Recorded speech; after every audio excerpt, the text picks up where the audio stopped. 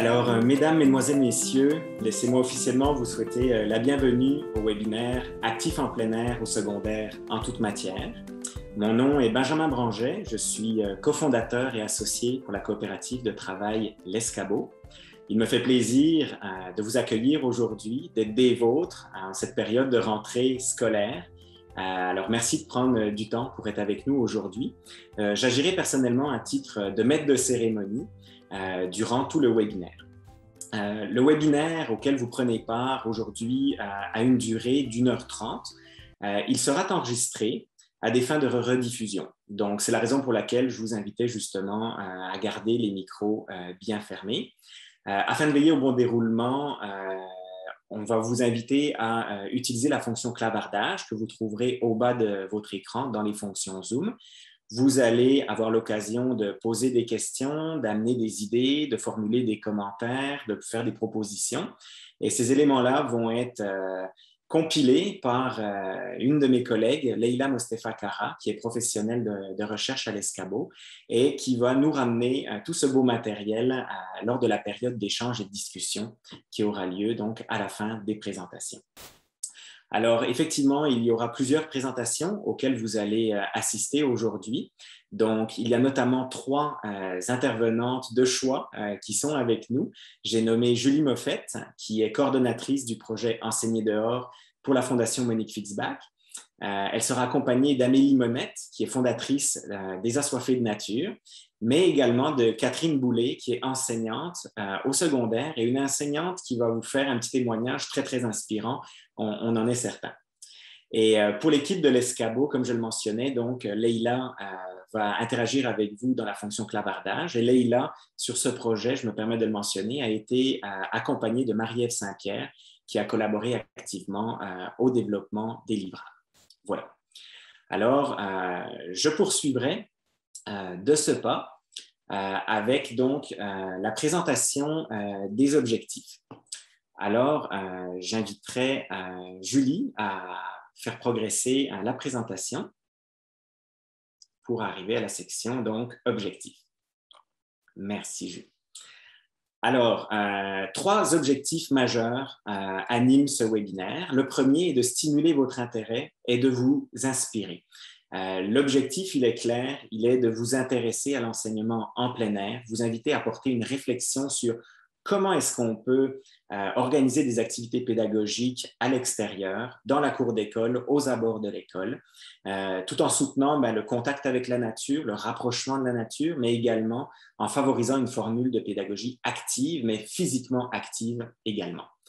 Deuxième grand objectif, partager des idées, des astuces et différentes ressources qui vous permettraient de passer à l'action, voire d'améliorer vos pratiques et d'aller plus loin. Donc, un peu également à l'image d'une communauté de pratique ou d'une communauté d'échange, ce webinaire se veut un forum au sein duquel on va pouvoir échanger, réfléchir ensemble, s'entraider et après vous avoir présenté aussi différents outils qu'on a développés au cours des 10 derniers mois. Voilà. Alors, ceci étant dit, pour les objectifs, regardons dès à présent donc le plan du webinaire d'aujourd'hui pour qu'on sache où est-ce qu'on s'en va. Alors, une petite entrée en matière sur c'est quoi le projet Actifs en plein air au secondaire en toute matière que je vais avoir la chance de réaliser. Ensuite, on parle de l'enseignement extérieur. C'est quoi? Donc, la définition, les enjeux, mais aussi les bienfaits, les différents bénéfices associés à l'enseignement extérieur. Un partage de différents trucs, astuces et ressources qui sera complété par la présentation des fiches pédagogiques qui ont été développées au cours des derniers mois. Donc, cette section-là va être prise en main par Julie et par Amélie. On complétera ça avec quelques prix de participation pour créer une petite émulation entre nous et vous remercier aussi de votre participation. Et finalement, on accueillera donc le témoignage de Catherine Boulay, un peu notre cerise sur le gâteau aujourd'hui. Donc, elle viendra compléter les différentes présentations. Et ensuite, on aura l'occasion d'échanger ensemble, de discuter sur les éléments qui vous auront été présentés, mais aussi peut-être sur vos pratiques, vos outils et vos façons d'agir au quotidien dans vos écoles respectives. Donc, ceci étant dit, j'attaquerai de ce pas avec donc le projet. Actif en plein air au secondaire, en toute matière, c'est quoi et ça cherche à faire quoi? Eh bien, autrement dit, on vise à développer et promouvoir l'enseignement extérieur, donc des activités pédagogiques, mais aussi des bonnes pratiques qui permettent aux jeunes du secondaire d'apprendre en bougeant, en étant actifs physiquement à l'extérieur. Donc, on vise à contrer deux choses importantes ici. Contrer le déficit nature, qui est malheureusement très présent chez nos jeunes, particulièrement à l'adolescence, mais aussi les faire bouger parce que on se rend compte aussi qu'il y a un déficit d'activité physique et un peu une épidémie ou une pandémie de sédentarité chez nos jeunes. Et cela, pas seulement au beau jour, mais toute l'année.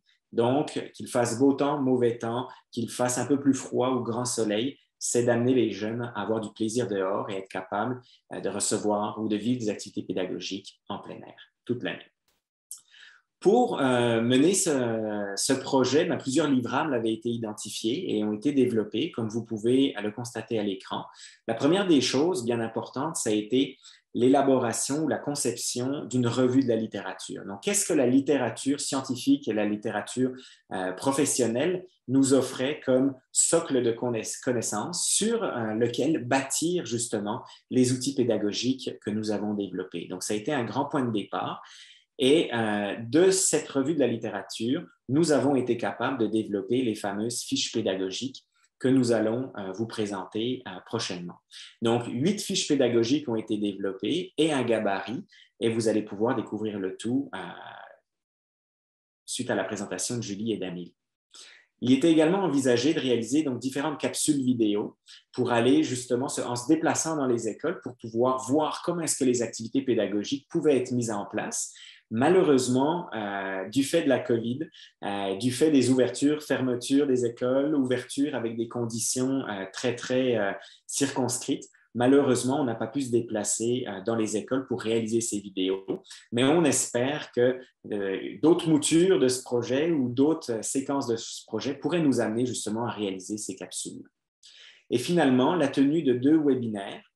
Un premier webinaire qui a eu lieu dans la région de la Montérégie en juin dernier et le deuxième et dernier aujourd'hui qui est ouvert donc à l'ensemble des provinces et donc des écoles québécoises.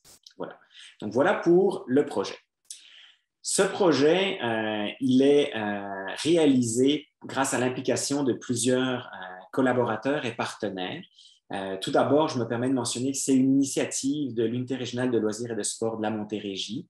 Ça a été soutenu et c'est encore soutenu financièrement par le ministère de l'Éducation du Québec qui appuie vraiment cette démarche. Et ça a été réalisé par la Fondation Monique Fitzbach et l'Escabo qui ont collaboré main dans la main au cours des derniers mois pour vous arriver aujourd'hui avec les beaux livrables qu'on va vous présenter. Donc, le fruit de ce projet n'est pas juste, en fait, le fruit, excusez-moi, de ces partenaires-là. On s'est permis aussi de s'associer à l'expertise, l'expérience et aux compétences de différents professionnels. Donc, on a créé un comité d'experts, de 8 experts, comme vous le voyez, 4 enseignants, Marie-Pierre, Nicolas, Julie et Catherine, et 4 conseillers ou conseillères pédagogiques qui ont pris part à ce projet. Donc, Brigitte, Mathieu, Annie et Caroline. Et en tout temps, nos fiches, les outils ont été développés grâce à la collaboration de ces experts de l'enseignement, des gens qui connaissent bien le public cible, des gens qui connaissent bien la dynamique de l'enseignement au secondaire, qui connaissent bien les infrastructures, et qui nous ont permis justement d'arriver avec un produit fini très appropriable et facilement appropriable par vous, autrement dit. Alors, cette entrée en matière étant réalisée, je ne m'épivarderai pas plus longtemps, mais je vais inviter Julie Moffett de la Fondation Monique Fitzbach à prendre la parole et à nous parler un peu plus en détail de l'enseignement à l'extérieur, c'est quoi? Alors, Julie, on t'écoute. Merci beaucoup, Benjamin, pour l'introduction d'entrée en matière. Bienvenue à toutes et à tous. Merci de prendre un moment aujourd'hui pour être avec nous, jaser, réfléchir sur l'enseignement à l'extérieur au secondaire. Donc, on est un beau grand groupe de presque 70 personnes, fait que je suis vraiment contente. Ça va faire des discussions très riches. Donc, on a quand même beaucoup de contenu à vous partager. On pourrait dire là, que pour le temps qui nous est réservé, on va l'appeler un survol quand même, mais on va bien sûr vous présenter plein de ressources de manière d'approfondir le sujet de l'enseignement à l'extérieur. On va commencer par le commencement, donc l'enseignement à l'extérieur. L'enseignement à l'extérieur, c'est quoi? Eh bien, simplement, l'enseignement à l'extérieur, c'est d'amener ses élèves à l'extérieur avec un objectif pédagogique, donc vraiment dans un cadre éducatif pour faire de l'enseignement. Ça peut être de transmettre des apprentissages, ça peut être de transmettre des techniques, des stratégies, des compétences. Alors, il peut y avoir différents objectifs pédagogiques. Et en fait, il n'y a pas un seul visage à l'enseignement à l'extérieur. C'est ça qu'il faut bien comprendre quand on commence. Il n'y a pas nécessairement une façon de faire, il y a des façons de faire. Tout comme en classe, on peut avoir plusieurs approches pédagogiques. À l'extérieur aussi, on peut s'appuyer sur plusieurs approches pédagogiques et même plusieurs cadres théoriques. Alors, il y a plusieurs approches. On en a nommé quelques-unes ici, des approches qui peuvent bien se prêter à l'enseignement à l'extérieur. Donc, l'intervention par la nature et l'aventure, son cadre théorique, qui est aussi une approche qui peut être utilisée même en dehors du milieu de l'éducation pour du développement personnel, par exemple. Il y a la pédagogie par la nature, dont on entend beaucoup parler en ce moment, qui fait fureur, notamment là, auprès de la petite enfance, du préscolaire, mais aussi de plus en plus, on voit des initiatives de pédagogie par la nature au primaire et même au secondaire. On peut aussi rentrer l'UDESCOL, tout ce qui est le Forest School dans la pédagogie par la nature. Catherine Boulay est beaucoup dans cette approche-là. Ça va être super intéressant de l'entendre. Ensuite, l'apprentissage ancré dans le milieu. Donc, on voit tout le milieu extérieur, autant la sphère sociale que la sphère naturelle, comme une classe à ciel ouvert. Ça comprend les espaces naturels, mais ça comprend le bâti, que ce soit les musées ou la résidence de personnes âgées qui se trouvent proches de l'établissement. L'important, c'est d'essayer de donner sens aux apprentissages à l'aide du lieu. Donc, une approche qui gagne, je pense, de plus en plus aussi en popularité. La recherche-action qu'on connaît depuis longtemps. Donc, on se pose une question qui va stimuler vraiment une recherche qui va apporter des éléments de solution qu'on va par la suite mettre en action. Donc, il y a vraiment plusieurs façons de faire de la pédagogie à l'extérieur. Le quoi et le comment, ça, c'est vous qui le décidez en fonction de déjà vos envies, ce que vous avez le goût de faire, mais aussi des opportunités que vous avez dans votre milieu. Puis au cours de la présentation, on a essayé d'avoir plusieurs exemples pour vous montrer un peu différents contextes, différentes façons d'aborder l'enseignement à l'extérieur. Par exemple, ici sur cette image, on voit vraiment plusieurs contextes. En haut à gauche, une école qui est dans un cadre d'excursion. Donc, en éducation physique, on peut enseigner le canot. C'est une école, l'école de l'Odyssée, qui fait aussi énormément beaucoup de sciences à l'extérieur. Donc, on salue Nicolas Busque qui a monté un beau programme éco-plein air qui arrime vraiment les saines habitudes de vie, les sciences et l'éducation physique à l'extérieur. On voit tout de suite à côté l'école Wilfrid Pelletier. Vous allez voir, des fois, je triche un peu, c'est-à-dire ça ici, c'est des 6e années au primaire. Donc, je suis allée chercher des visuels que je trouvais parlants, même si des fois, on n'était pas directement sur le niveau secondaire. Mais c'est une enseignante, elle, qui va vraiment transposer des apprentissages, des leçons à l'extérieur pour vraiment donner l'occasion à ses élèves de changer d'air, de aussi avoir ce contact-là nature. On verra d'autres exemples par la suite. En bas à gauche, on est vraiment dans l'utilisation du quartier. Donc, les élèves sont en train de faire un e-book, donc en anglais. Ils font un e-book sur le quartier en utilisant le vocabulaire qu'ils ont appris en classe, en prenant des photos de ce qu'on trouve dans le quartier pour vraiment pouvoir travailler de manière concrète, stimulante le vocabulaire. Et on voit en bas à droite une photo avec une cour d'école asphaltée, comme on le voit très souvent. Il y a quand même une manière de transposer beaucoup d'apprentissage à l'extérieur, d'utiliser l'espace pour travailler en sous-groupe, de pouvoir varier les positions. Ici, on est dans une étude au niveau de la météorologie. Donc, on fabrique des instruments météorologiques, pluviomètre, baryomètre, etc., baromètre, pour pouvoir ensuite faire des liens avec le programme de sciences en lien avec la météo. Donc, vous voyez qu'il y a vraiment plusieurs façons, plusieurs visages à l'enseignement à l'extérieur. Et comme on le disait, tous les milieux ont, oui, leurs défis, mais aussi leurs opportunités. Donc, j'espère aussi, à travers la présentation, on va vous permettre de voir au-delà des défis de votre milieu, mais d'essayer de regarder ça pourrait être quoi les opportunités. Donc, souvent, l'idée que pour faire de l'enseignement à l'extérieur, ça prend un milieu super vert avec une classe toute aménagée, puis beaucoup, beaucoup de biodiversité. Ben, c'est bien si c'est le milieu que vous avez, tant mieux, profitez-en, mais ce n'est pas la réalité de tout le monde. Mais il ne faut pas que ça vous empêche d'y aller. C'est quand même le milieu dans lequel ces élèves-là doivent grandir, c'est le milieu que ces élèves-là connaissent, c'est le milieu qu'ils doivent s'approprier. Alors, pourquoi pas quand même les sortir pour qu'il y ait quand même un minimum de contact nature. Souvent, ça l'amène aussi un contact avec la communauté. On reparlera aussi du côté social, du volet communautaire de l'enseignement à l'extérieur. Et ça fait du bien, même si ça reste dans le cadre des murs de l'école. Donc, nous, on pense, en tout cas, il y a vraiment quelque chose qui revient beaucoup dans toutes les approches de l'enseignement extérieur, d'être en contact. La pédagogie extérieure, c'est vraiment une pédagogie de connexion, donc d'être en contact avec son environnement, l'environnement qui est changeant, qui a ses enjeux, que ses beaux côtés, puis ses moins beaux côtés, d'être en contact avec la communauté et la culture de son milieu, qui est quelque chose d'intangible, mais qui est bien présent.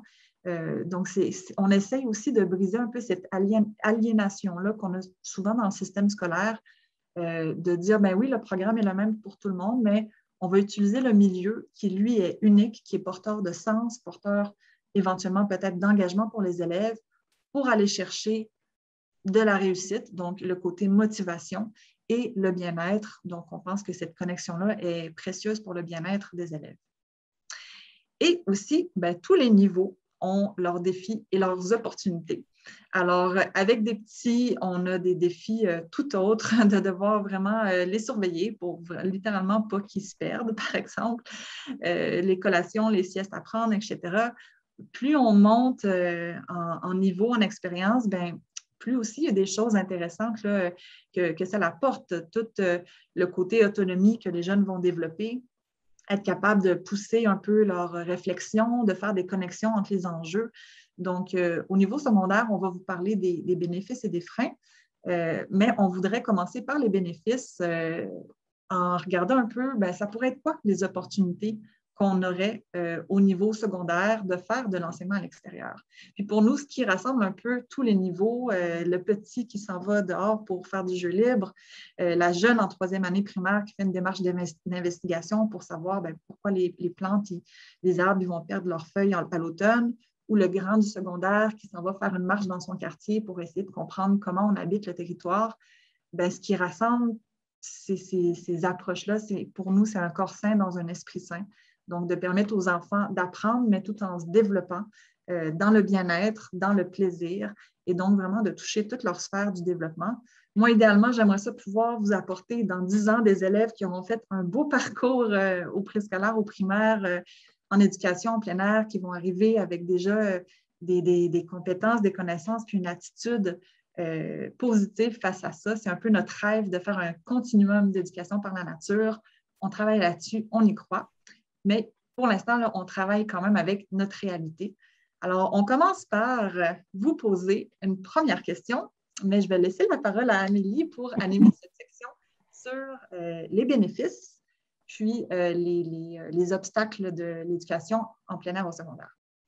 Exactement. Donc, bonjour tout le monde, premièrement. Donc, je m'appelle Amélie, je suis la fondatrice de Assoiffés Nature, comme on l'a déjà dit. Donc, pour continuer, en 3 mots, si on vous demande dans le chat, selon vous, ça serait, et selon votre contexte aussi, ça serait quoi les bénéfices ou les opportunités d'enseigner dehors au secondaire? Quels seraient les avantages? Donc, avant de vous donner notre petite liste qu'on a concoctée pour vous, on voudrait vous entendre, vous lire pour voir qu'est-ce que vous en pensez. Donc, je vous laisse le temps là, d'écrire 3 mots ou 3 blocs de mots. Là, je ne vais pas faire de chichi, mais je vous laisse écrire ça. Donc, aide à la motivation, déficit nature, anxiété, santé, lutte contre l'éco-anxiété, bonheur, oui. On est plus disposé quand on va à l'extérieur, exactement. Bien-être, on est plus attentif, plus intéressé. Oui, c'est concret. Exactement, hein, ça met les apprentissages dans leur contexte. Ça amène l'engagement chez les élèves, encore l'anxiété, la persévérance scolaire, oui, plaisir, motivation, bien-être, calme, connexion, santé, ouverture, autonomie, observation, contexte réel, encore une fois, l'amour pour la nature, c'est vraiment important de motiver ça chez les jeunes. Motivation, espace, en contexte de pandémie, oui, moins de risques en étant à l'extérieur, exactement. On l'a appris cette année. Socialiser, développer des relations, jumeler la santé, les apprentissages, la connexion, plus engagé, plus motivé, tisser des liens. Oui, vous en avez mis vraiment plusieurs. Oui, Julie, tu peux changer la slide. Donc, sortir de sa zone de confort, ça en est un autre. On en a identifié quelques-uns ici pour vous que vous avez déjà nommés. Vous pouvez continuer là, dans le chat sans problème. Donc, on va les regarder ensemble rapidement. Vous en avez déjà nommé quelques-uns là-dedans. Là, le stress et l'anxiété, hein, c'est revenu souvent dans vos commentaires. Découvrir puis exploiter leurs forces et leurs qualités. Hein, ça permet de créer des liens différents avec les jeunes entre eux, mais nous aussi avec les jeunes, et vous, les enseignants, avec vos jeunes, donc de créer une relation avec vos jeunes qui va aller au-delà de celle de l'enseignant avec ses étudiants, qui va créer des liens plus forts. On va répondre à un besoin d'inclusion, de socialisation, d'expression de soi, de recherche de sens, comme vous l'avez nommé, plusieurs d'entre vous l'ont nommé dans les bénéfices. On lutte contre la sédentarité, le déficit de nature, vous l'avez nommé aussi, donc on intègre des saines habitudes de vie. Ça l'aide aussi, quelqu'un aussi qui l'avait nommé, là, ça l'aide à la différenciation pédagogique. Hein? Donc, on arrive à engager des élèves pour qui c'est peut-être plus difficile dans un contexte de classe, un contexte où on est assis, où c'est plus dans un contexte où c'est plus théorique. Donc, quand on va à l'extérieur, on met les apprentissages en contexte. Les apprentissages prennent plus de sens. Donc, pour certains élèves, ça leur permet de justement atteindre cette réussite éducative-là. En changeant, en faisant de la différenciation comme ça. Et puis, naturellement, là, en vrac, là, le dernier point, là, ça cultive la curiosité, la confiance en soi, persévérance, autonomie, esprit critique. On pourrait continuer comme ça pendant 1 heure, mais on vous a fait un petit résumé. Maintenant, en contrepartie, en 3 mots, selon vous, selon votre contexte, qu'est-ce que ça serait les principaux freins ou défis d'enseigner dehors au secondaire? Parce qu'on sait, hein, on sait qu'il y a plein de bénéfices, mais on a des freins. Donc, allez-y dans le chat, encore une fois, je vous laisse la parole. La météo, ouais. Ça, c'est sûr, c'est pour être un des premiers qui sortirait. La crainte de certains profs, ouais, le programme, hein, on a peur de ne pas couvrir le curriculum. Manque de matériel, les espaces qui sont inadaptés, la formation des profs, les frais de transport, le manque de temps, la durée des périodes où ils sont courtes, hein, l'horaire de cours, ça revient à ça aussi. Manque d'inspiration pour les activités. Là, vous allez en avoir, vous avez quelques belles fiches pour vous donner l'inspiration. Garder le contrôle du groupe, oui, hein, la gestion de groupe, température, sécurité, la méconnaissance, encore une fois, les conditions climatiques, déficit d'attention, météo, l'inconnu, la peur du manque de contrôle, ouais, hein. La gestion de groupe, ça revient. Donc, Julie, tu peux changer. Donc, je pense que vous les avez tous nommés. Je pense qu'il n'en manquait pas. Donc, vous l'avez nommé, la formation des enseignants, l'accompagnement qui est parfois manquant. On a peur de ne pas pouvoir intégrer le programme, de ne pas pouvoir passer au travers du programme. Le programme est lourd, il y a beaucoup de choses à voir. Donc, on a peur qu'en allant faire des activités à l'extérieur, ça ne puisse pas être jumelé à notre programme. La météo, l'habillement, ça a été mentionné à plusieurs reprises. La gestion de groupe aussi. On a peur de perdre le contrôle de notre groupe. La préparation, on manque déjà de temps pour notre planification. Et puis là, on se dit, il faudrait en plus que j'aille faire ça dehors. Donc, ça peut être un frein. Vous avez mentionné aussi hein, le manque d'espace à l'extérieur, les lieux qui sont peut-être inadaptés, le matériel peut-être aussi qui est inadapté, que quelques-uns ont mentionné dans le chat. Puis, peut-être le manque d'appui de vos collègues, les procédures administratives, les freins logistiques. Donc, des fois, ça peut être lourd. On trouve ça difficile d'avoir à passer à travers toutes ces procédures-là pour réussir à aller dehors parce qu'il y a beaucoup justement de procédures administratives. Donc, ça peut tout être des choses qui est difficile. Mais là, on ne vous laissera pas sur juste du négatif. On arrive avec nos solutions. Julie, je te redonne la parole. Merci Amélie. Donc, on va vous fournir plein de trucs et astuces, mais avant, on va vous parler de quoi enseigner dehors et quand. Je veux juste, pour faire un petit pont avec ce qu'on vient de voir, il n'y a rien de magique en enseignement à l'extérieur. Hein? Donc, les bénéfices n'y arrivent pas non plus d'une grosse vague la première fois qu'on va à l'extérieur et tous les freins ne s'enlèvent pas magiquement. C'est vraiment avec le temps, avec l'expérience que vous allez pouvoir faire tomber ces freins-là. Il y en a qu'il faut quand même qu'ils soient abordés assez tôt. Vous allez voir avec Catherine les freins qu'elle a eus dès le début. Mais il y a des choses qui se mettent en place aussi avec le temps. Moi, c'est une des choses que j'entends le plus souvent. C'est plus on y va avec les élèves, bien, plus c'est facile pour moi, puis plus c'est facile aussi pour eux. Donc, c'est quelque chose que je voulais ramener. Mais une des choses que je vais vous partager, c'est que souvent, on se demande, bien, qu'est-ce que je fais de l'art? Qu'est-ce que j'adapte? Qu'est-ce que j'adapte pas? C'est quoi les possibilités? Donc, j'ai essayé de vous résumer un peu 3 niveaux dans lequel on pourrait commencer le niveau 1 qui serait vraiment le plus facile, puis jusqu'où on pourrait aller avec le temps, avec l'expérience, en vous donnant un peu des exemples de c'est quoi la différence entre ces 3 niveaux-là.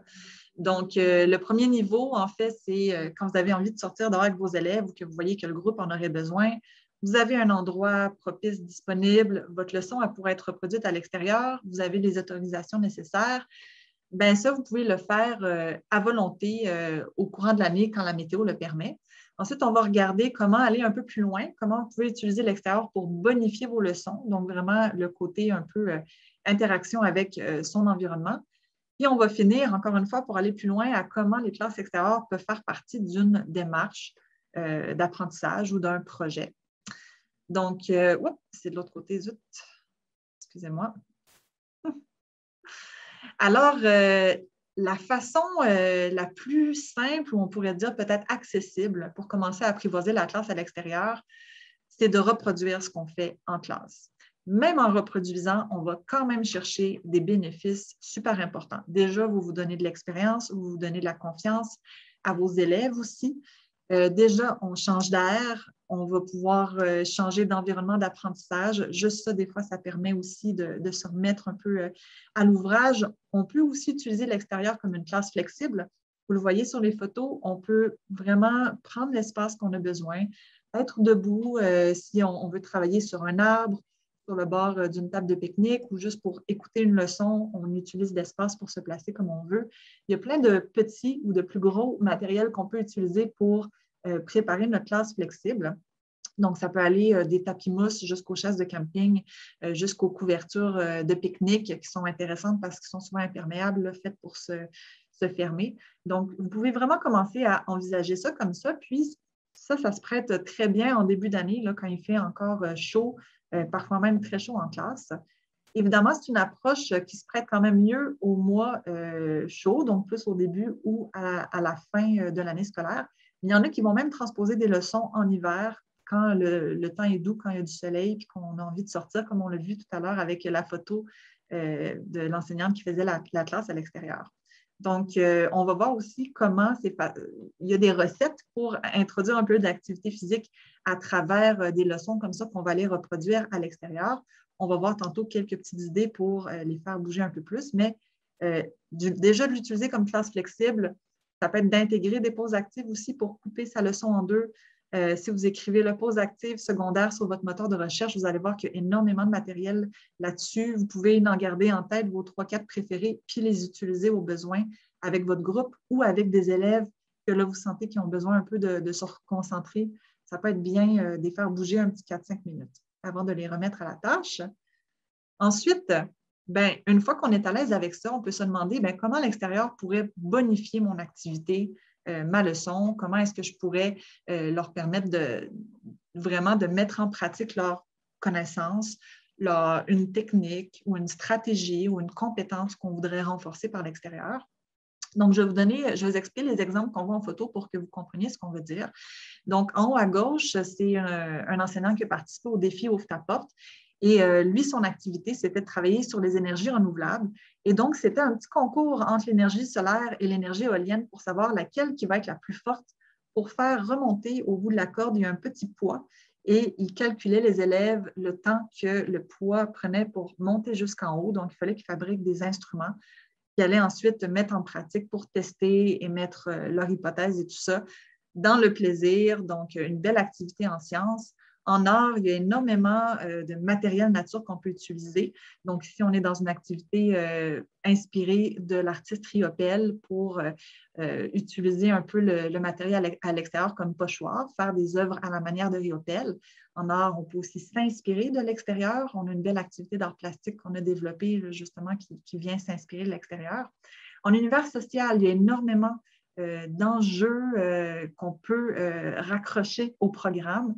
Des fois même, il y a des espaces, que ce soit par l'histoire de l'environnement ou par le nom, la toponymie, on peut faire souvent des liens concrets. Donc ici, c'est une enseignante d'histoire qui fait visiter un parc national qui est en lien avec son programme, puisque c'est là que, dans ce parc-là que Jacques Cartier aurait hiverné en arrivant.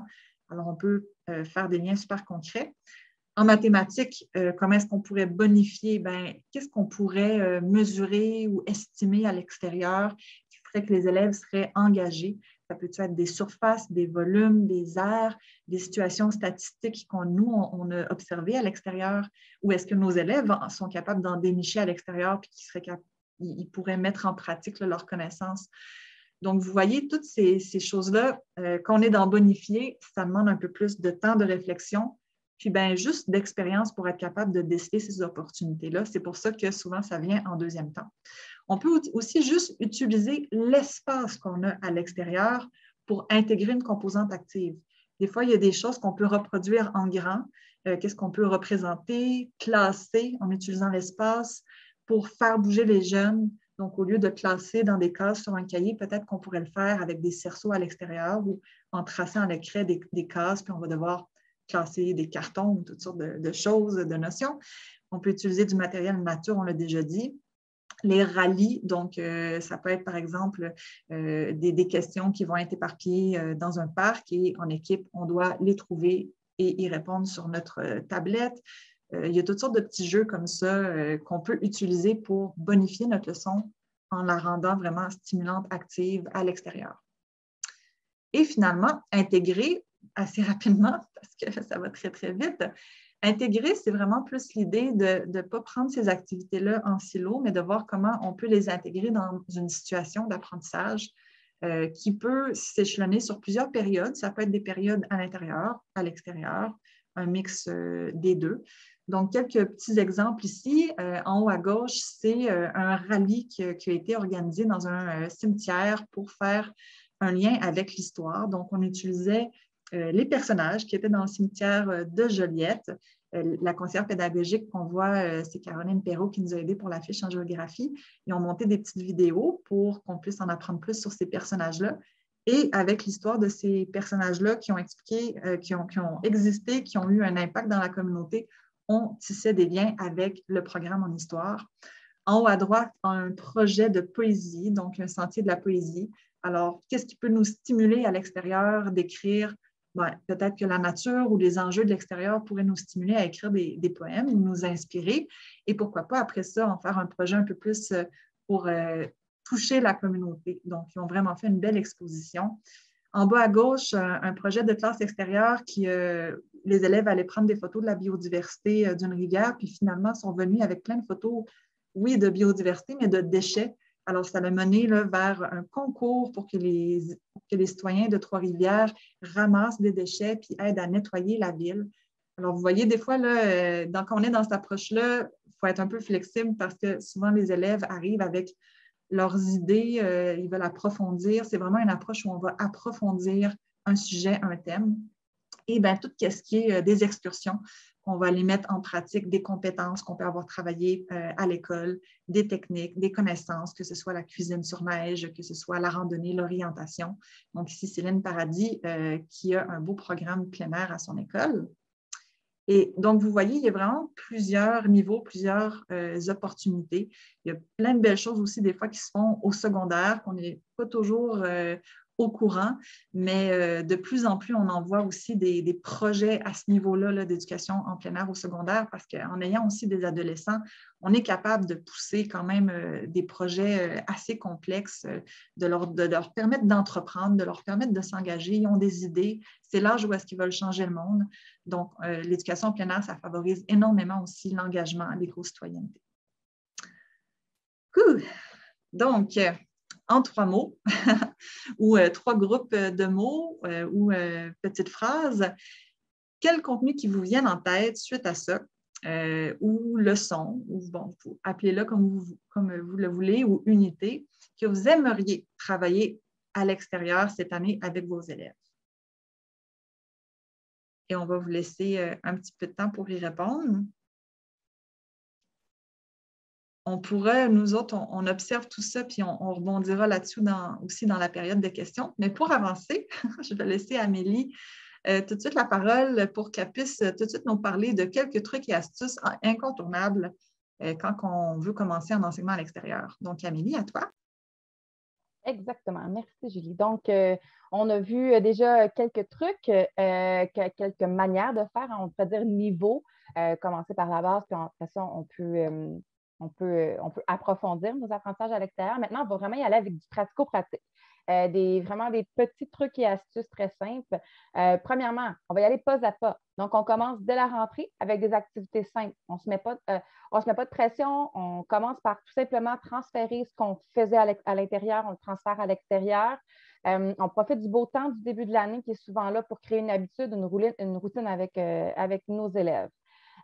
Ensuite, on s'inspire de nos motivations. On détermine des objectifs réalistes. Donc, qu'est-ce qui me motive? Pourquoi? Pourquoi je trouve ça important d'amener les jeunes dehors?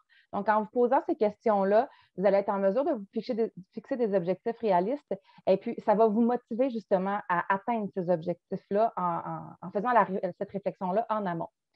Ensuite, on veut miser sur la régularité, mais sans se mettre de pression. Donc, qu'est-ce qu'on veut dire par là? C'est que, par exemple, vous vous dites qu'à chaque jour 5, c'est la période où vous allez à l'extérieur avec vos élèves.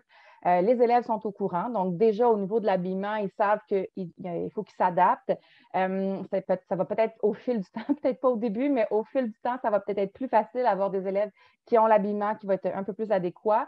Mais sans vous mettre de pression, dans le sens où s'il pleut une journée que le jour 5, puis vous étiez prêt à sortir, bien, peut-être que les premières fois, vous allez décider de ne pas sortir, de remettre ça à une prochaine période. Donc, on ne veut pas se mettre de pression. On veut que ça reste dans quelque chose d'agréable avec les élèves pour qu'eux aussi et vous aussi, vous ayez envie de continuer, de poursuivre l'expérience de l'apprentissage à l'extérieur. Ensuite, on veut se laisser inspirer par notre milieu, par les saisons pour notre planification.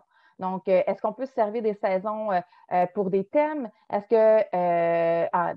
qu'on peut peut-être se servir d'investigations qu'on fait dans notre milieu pour des projets de sciences? Est-ce qu'on peut se servir de journées thématiques, par exemple, comme le jour de la Terre, le mois de l'arbre, la journée de la paix, la journée de la femme, pour nous donner des idées de planification de choses qu'on pourrait aller faire à l'extérieur. Donc, on veut se laisser inspirer par notre milieu, par ce qui se passe. Est-ce qu'il y a une fête dans notre ville cette semaine-là? Donc, on veut vraiment se laisser inspirer par ce qui se passe au moment de l'année, mais aussi autour de nous dans notre communauté pour pouvoir faire notre planification puis pouvoir aller à l'extérieur avec nos élèves.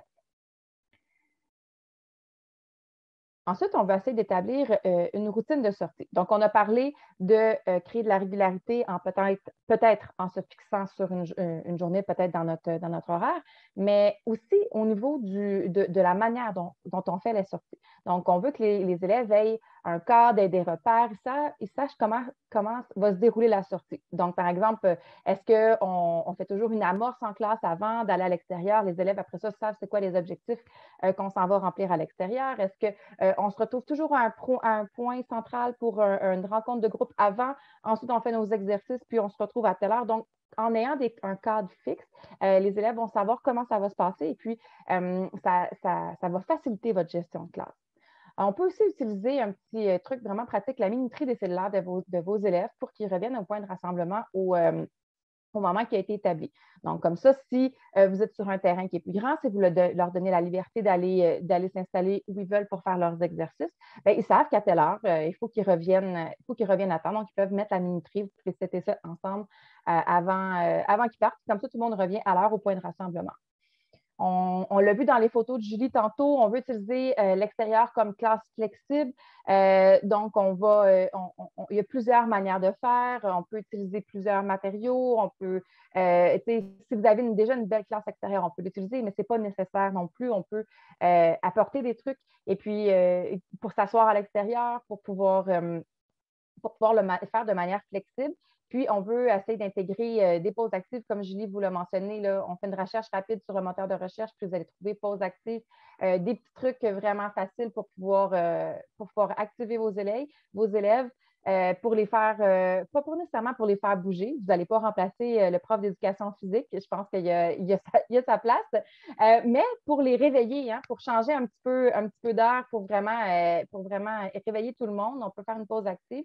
Puis, ça peut se faire par des jumping jacks, par des étirements, par une course rapide avant de commencer notre leçon. Donc, c'est plusieurs manières, des fois, de peut-être rendre une leçon plus magistrale, un petit peu plus active. On veut aussi mettre les élèves dans le coup. On veut leur donner des responsabilités. Donc, on veut que les élèves sachent qu'est-ce qu'on s'en va remplir comme objectif déjà à l'extérieur. Donc, ça va les aider à nous aider à remplir ces objectifs-là. Est-ce qu'ils peuvent nous aider avec le transport du matériel? Est-ce qu'ils peuvent nous aider avec la gestion du temps, justement? Est-ce qu'ils peuvent nous aider au niveau de l'habillement en étant adéquatement habillés? Donc, on veut les responsabiliser. On veut mettre ça entre leurs mains pour qu'au fil du temps, ils puissent arriver habillés adéquatement pour nos sorties. Est-ce qu'ils peuvent nous aider à identifier certains risques, l'évaluer, justement, le risque avec nous? Donc, on veut les impliquer, on veut qu'ils se sentent impliqués pour que la réussite de nos sorties extérieures ne soit pas juste sur nos épaules, mais soit partagée avec les élèves de notre groupe. Donc, on veut vraiment en faire un projet de classe. On peut passer à la prochaine diapo. On veut se créer aussi un réseau de contacts. On peut contacter notre URLS, on peut contacter notre centre de service scolaire pour manifester notre intérêt, on peut profiter des journées pédagogiques pour se former peut-être, on peut, au niveau de notre centre de service scolaire, on peut peut-être leur signifier notre intérêt pour les apprentissages à l'extérieur, on peut peut-être que ça nous permettrait d'obtenir de l'aide, des ressources.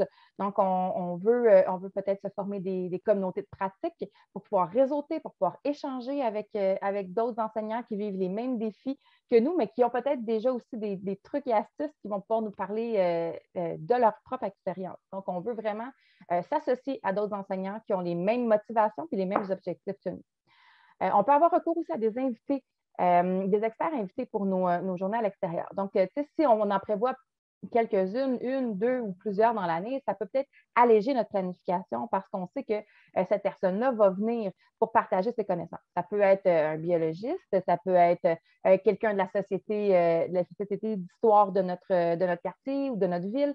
Ça peut être un artiste invité qui va venir nous parler de ses œuvres et puis après ça, on va pouvoir peut-être faire une œuvre à la manière de cet artiste-là. Ça peut être quelqu'un qui est expert de son quartier, qui est expert de sa ville. On veut mettre les gens, les enfants, les jeunes, en fait, en contact avec ce qui est réel. Hein. Quand on parle de pédagogie nature, on parle d'aller à la rencontre de la nature, mais la nature, c'est aussi l'humain. Donc, on veut que les jeunes aillent à la rencontre de leur communauté, puis en les faisant rencontrer des gens de leur communauté, que ce soit pour les inspirer, ils ont peut-être des histoires de pêche à raconter, de la rivière qui passe en arrière de l'école, puis ça va les inspirer pour après ça écrire un texte en français. Donc, on veut être imaginatif, on veut faire appel à des gens de l'extérieur pour qu'ils viennent nous partager leurs connaissances, puis on ne veut pas se restreindre. On veut vraiment, ouvrir notre esprit pour pouvoir aller chercher toutes sortes de personnes. C'est sûr qu'il va falloir faire de l'habillement un apprentissage. Vous l'avez nommé à plusieurs reprises. C'est sûr que les petits souliers en toile l'hiver puis les chevilles à l'air, c'est pas facile quand il fait -20. On en convient. Donc, c'est un apprentissage à faire avec les élèves. C'est de savoir que peut-être une journée par cycle. Donc, on s'habille un petit peu mieux pour pouvoir passer un peu plus de temps à l'extérieur. Donc, on veut faire des rappels avant les sorties. On peut peut-être aussi créer une banque de vêtements pour l'école ou pour notre classe. Donc, on sait que s'il y a des élèves qui ont oublié des choses, bien, ils vont pouvoir aller piger là-dedans pour pouvoir être au chaud. On peut aller chercher aussi des commanditaires. Il y a des commerçants des fois dans les villes qui vont participer à ce genre de réserve-là qui va être créée pour une école. Donc, c'est des possibilités qui peuvent être faites justement pour avoir du matériel de qualité, pour pouvoir aider les jeunes à être bien habillés. Et puis, le dernier, mais non le moindre, bien, il faut être ouvert à ce qui émerge, puis il faut être ouvert aux imprévus. Il faut se donner de l'espace, de la flexibilité pour les activités qui vont être spontanées. Si on se rend compte que quelque chose va bien fonctionner une fois, mais ce n'est pas ça qu'on avait planifié pour notre prochaine sortie à l'extérieur, bien, peut-être qu'on peut être flexible puis réutiliser cette approche-là qu'on a utilisée une première fois, puis la ramener encore s'il y a quelque chose qui se présente alors qu'on avait prévu une autre leçon, bien, peut-être qu'on peut s'adapter, puis on peut saisir l'occasion d'en apprendre, par exemple, avec quelqu'un qu'on va rencontrer autour de nous ou des occasions d'apprentissage qui vont se présenter aussi. Donc, on veut essayer le plus possible d'être ouvert à ce qui émerge, puis aux imprévus pour pouvoir être flexible dans nos planifications. Maintenant, est-ce que vous avez d'autres trucs et astuces à partager? Là, on ne vous donne pas de limite de mots. Hein? On était fine cette fois-ci. Donc, si vous êtes déjà des experts dehors, je vous invite à mettre de vos trucs et astuces dans le chat, comme ça les autres vont pouvoir en profiter. Ils vont pouvoir vous lire. Donc, on vous a mis ici une liste de ressources auxquelles vous pouvez vous référer pour aller plus loin. Il y en a encore d'autres que ça, mais on vous en a fait une liste succincte. Donc, vous avez toujours votre unité de loisirs et sport qui offre parfois de l'accompagnement, des formations. Il y a le site Enseigner dehors de la Fondation Monique Feedback, le site enseigneurdehors.ca qui a des fiches pédagogiques déjà toutes montées. Donc, vous êtes invités à collaborer pour cette banque d'activités-là. C'est grâce à vous. Donc, les fiches du projet Actif en plein air en toute matière vont être sur le site Enseigner dehors, mais on est toujours ouvert à recevoir d'autres fiches pédagogiques. Julie, ici présente à la Fondation. Son courriel est ici, qui est une ressource moi-même. Vous avez mon site Internet et mon courriel ici pour me rejoindre. La revue 100 degrés avec des webinaires, des conférences, des articles qui sortent régulièrement. Le dossier thématique enseigner en plein air au Centre de transfert pour la réussite éducative, dont vous avez le lien ici. Le site Sylviva, qui est un site allemand, je ne me rappelle plus. Suisse, merci. J'étais perdue dans mon Europe. Donc, auquel vous pouvez vous référer. Je connais bien le site, mais je ne me rappelle plus exactement où il était situé. Le document, la sécurité bien dosée, une question d'équilibre, un document qui vient juste de sortir, super bien fait pour vous accompagner. C'est un dépliant que vous pouvez même faire imprimer si vous voulez pour informer votre direction ou les parents. Le Padlet collaboratif Enseigner dehors, ma littérature nature, donc un Padlet qui comprend, oui, une section d'albums jeunesse, de documentaires jeunesse, mais qui comprend aussi à la toute fin du Padlet là, plusieurs colonnes avec des ressources pour les adultes, dans le fond, des ressources sur l'enseignement à l'extérieur, le Forest School, autant en français qu'en anglais, et puis aussi les ressources Internet, donc des ressources en ligne. Donc, qui est toujours mise à jour et que vous pouvez aussi bonifier parce que c'est un Padlet qui est collaboratif. La trousse S'épanouir en plein air de China Nature Alliance, CNAC, qui offre des outils déjà clés en main sur l'habillement, donc vraiment un visuel avec l'habillement, comment on devrait s'habiller pour être à l'extérieur par toutes les saisons. Ils ont même des présentations déjà faites que vous pouvez présenter pour expliquer pourquoi vous voulez aller enseigner à l'extérieur. Bref, allez fouiller, une super belle trousse. Et des groupes Facebook, il y en a plein, mais on vous en a mis 2 qui sont très actifs ici au Québec, dont moi, Julie, on est les administratrices. Admin, on va y aller simple. Donc, apprendre et jouer dehors et éducation, pédagogie par la nature.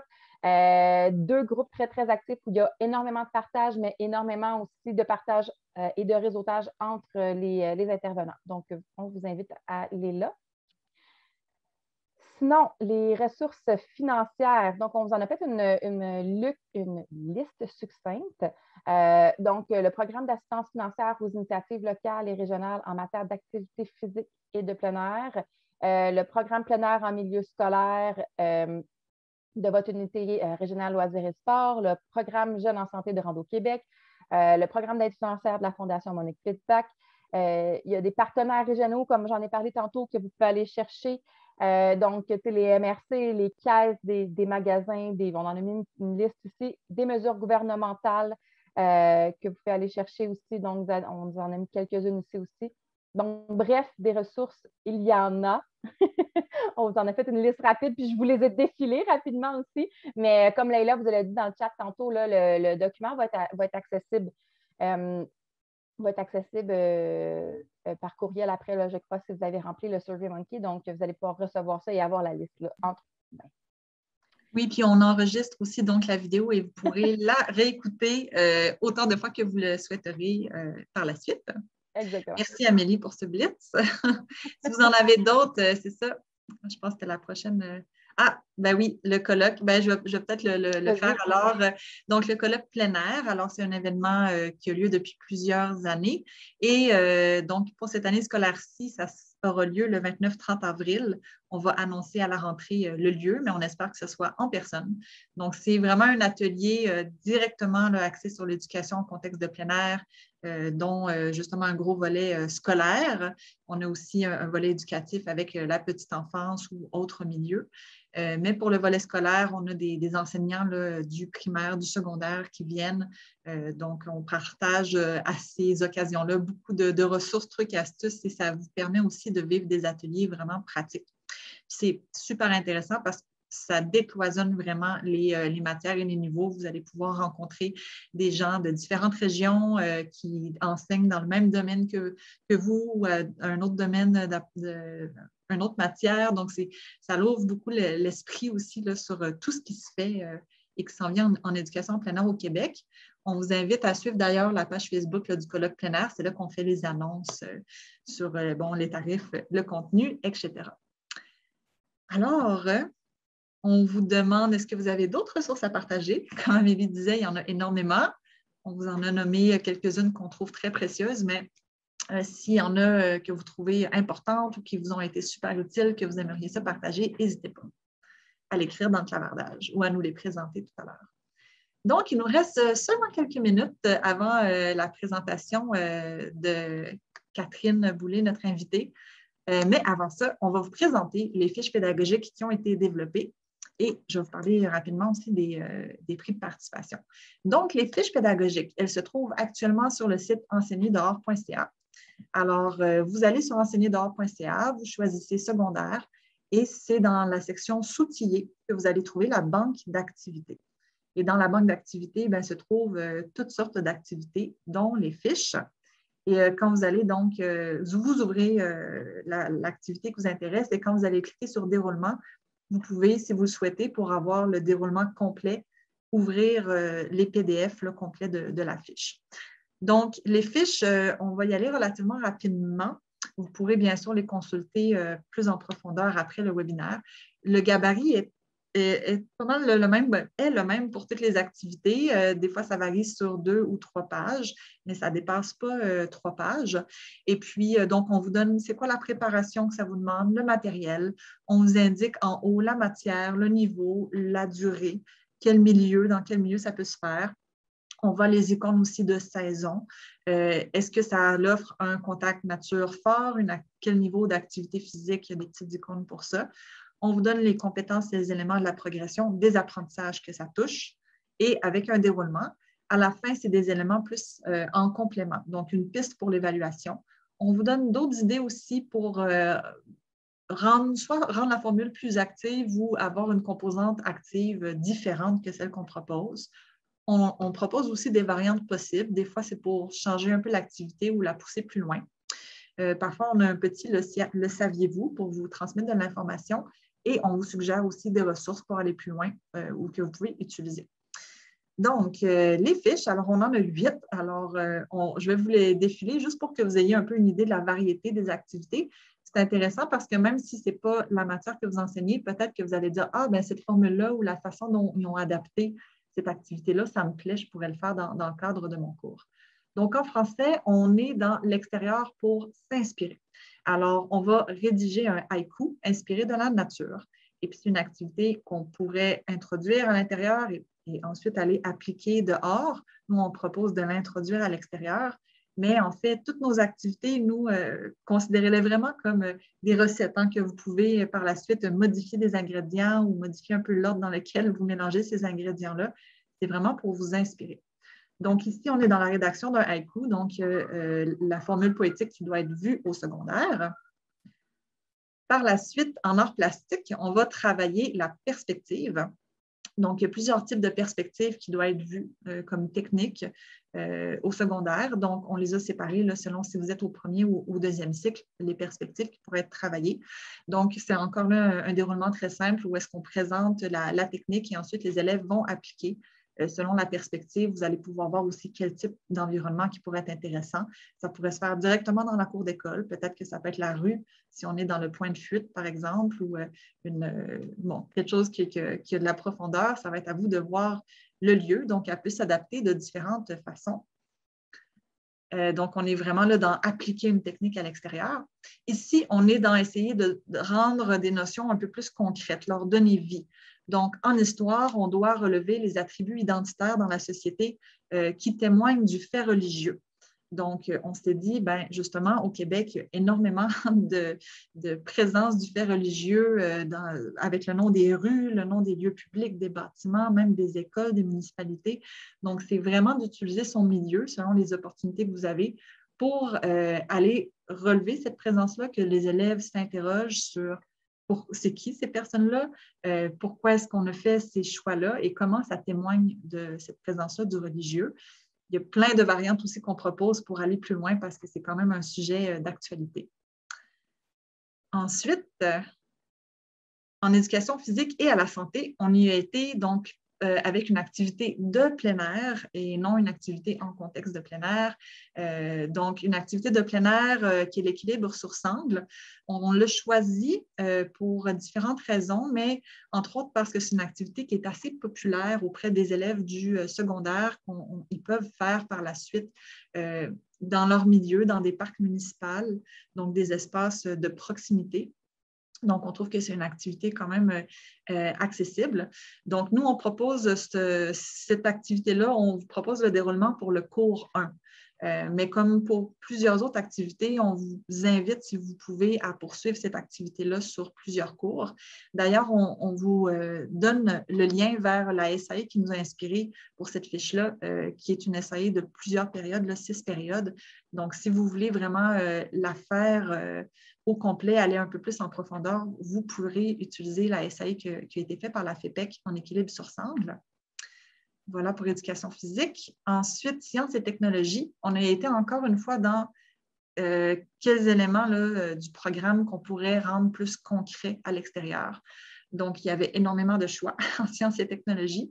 On s'est arrêté sur les types de sols. Donc, il faut, en sciences et technologies, qu'il y ait apprendre à différencier différents types de sols selon leur composition. Donc, on va les faire creuser dehors, carrément, des petits trous de 20-30 cm. Puis ensuite de ça, ils suivent une clé d'identification. Donc, c'est une clé d'identification qui est fournie, qui est sur un site web, que les élèves peuvent soit amener leur tablette. Il ne faut pas oublier qu'on peut amener des tablettes à l'extérieur pour intégrer un peu de technologie, ou on peut simplement imprimer la clé d'identification pour que les élèves suivent les étapes de manipulation pour être capable de procéder à l'analyse de c'est quel type de sol qu'on a ici et puis comment ça influence les activités humaines dans notre milieu, dans notre région. Je résume ça pas mal. Ensuite, anglais langue seconde, c'est la fiche qu'on a travaillée avec Catherine, notre invitée, qui avait beaucoup d'idées. On s'est arrêté sur une idée, dans le fond, de lecture d'un texte, un texte sur un enjeu environnemental, et puis ensuite avec des questions de compréhension pour faire réagir les jeunes. Et puis, on propose aussi de prendre un texte là, qui suggère des pistes d'action pour les jeunes. Donc, vraiment, là, pour ne pas aller juste là, dans le ça va mal de l'environnement, mais qu'est-ce qu'on peut faire ensuite pour adresser cet enjeu-là. Et puis, c'est intéressant, cette fiche-là, je vous invite à aller la voir parce qu'elle est spéciale au sens où c'est vous qui choisissez la formule active selon votre groupe, votre contexte, le matériel qui est à votre disposition. Donc, les jeunes font une première lecture du texte et ensuite, pour les questions de compréhension, on vous met une liste de suggestions sur comment vous pourriez faire ces questions de compréhension-là de manière active, avec du matériel ou sans matériel. Et c'est à vous finalement de voir laquelle qui vous intéresse le plus. Donc, ça peut se prêter justement à d'autres matières. Géographie. Donc, géographie, Caroline Perrault, qu'on a vu tout à l'heure sur la photographie, qui avait du super beau matériel qui était en train de développer justement sur le croquis géographique de paysage. Alors, on a travaillé sur ce thème-là et c'est une technique qu'on veut ramener un peu à la vie, qui est super intéressante pour étudier un territoire. Donc, selon les territoires que vous avez autour de l'école, ça peut être un territoire industriel, touristique, autochtones, forestiers, il y en a plusieurs qui sont à l'étude. Eh bien, nous, on propose le croquis géographique de paysage pour amorcer ou enrichir l'étude d'un territoire. Donc, c'est une sortie terrain qui est à ce moment-là proposée. Et finalement, oui, donc la dernière, mais non la moindre, mathématiques. Alors, on va pratiquer les théorèmes de Thalès et Pythagore à l'extérieur. Donc, on est vraiment dans la mesure. Alors là, on s'en va appliquer une compétence ou une technique, puis même une formule mathématique dans ce cas-ci, par l'extérieur. Donc, au lieu de faire le travail en cahier avec une règle puis une situation hypothétique, on s'en va vraiment prendre des mesures à l'extérieur et avec une hauteur qu'on connaît, on va aller déduire les autres mesures qui sont manquantes grâce au théorème de Thalès et on va calculer l'hypoténuse avec le théorème de Pythagore. Donc, on vous fait une fiche pour cette activité-là. On utilise la technique de croix du bûcheron. Toutes les étapes, c'est les élèves qui vont devoir appliquer cette technique-là avec deux branches ou deux baguettes droites. C'est vraiment dans du pratique, dans l'expérimentation. C'est une super belle activité amusante qu'on peut faire, c'est ça, avec plusieurs hauteurs, plusieurs objets. Donc, voilà pour nos belles activités. Évidemment, nous, on souhaite continuer de poursuivre ce développement-là. Nous, par le projet Enseigner dehors à la Fondation, on est toujours dans le développement pédagogique. Donc, s'il y a des activités qui vous ont allumé là-dessus ou que vous vous dites « Ah, moi, je l'aurais vu différemment » ou « Ah, bien, ils n'ont pas du tout touché cette notion-là, ça aurait été intéressant de l'appliquer à l'extérieur », contactez-nous.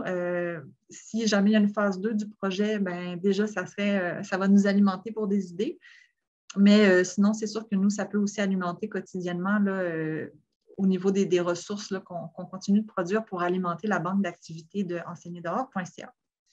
Donc, rapidement, parce que là, on va arriver au témoignage de Catherine. On va vous mettre dans le clavardage un lien pour, si vous le souhaitez, avoir accès à différents prix de participation.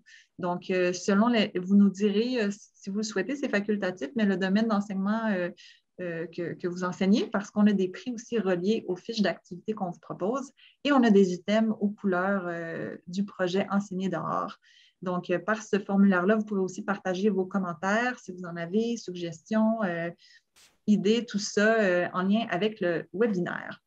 Donc, je vous remercie beaucoup pour votre écoute et sans plus tarder, Benjamin. Ben oui, c'est à mon tour d'introduire Catherine Boulay. Alors, Catherine Boulay a l'occasion aujourd'hui de nous partager ses bonnes pratiques et tout ce qu'elle explore depuis maintenant plusieurs années au niveau de l'enseignement en plein air. Alors, comme vous pouvez le constater, Catherine est enseignante d'anglais langue seconde à l'école secondaire du Mont-Bruno. Et en plus d'être passionnée de plein air et de voyage, ben, elle nous octroie quelques minutes de son temps aujourd'hui pour justement nous partager tous ses acquis, son bagage d'expérience et son expertise en la matière. Alors, merci Catherine d'être avec nous aujourd'hui. Et puis, c'est à vous de jouer, comme on dit. C'est avec grand plaisir que je suis avec vous aujourd'hui. C'est gênant, là, après une si belle introduction. Donc, je vais partager avec vous des trucs et astuces que j'ai appris sur le terrain dans le cadre de ma pratique de l'école en plein air ici à Mont-Bruno. Je suis enseignante d'anglais en secondaire 5. Donc, les élèves, moi, je les prends en bout de course à la toute fin du secondaire. Je vais partager mon écran pour vous partager mon PowerPoint.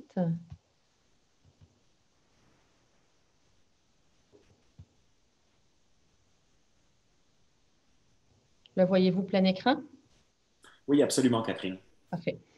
Udeskål, qui est un mot à la fois en danois, en norvégien et en suédois, qui signifie tout simplement école en plein air. Donc, ça se veut des petits trucs pour un enseignement en plein air qui est efficace et sans stress.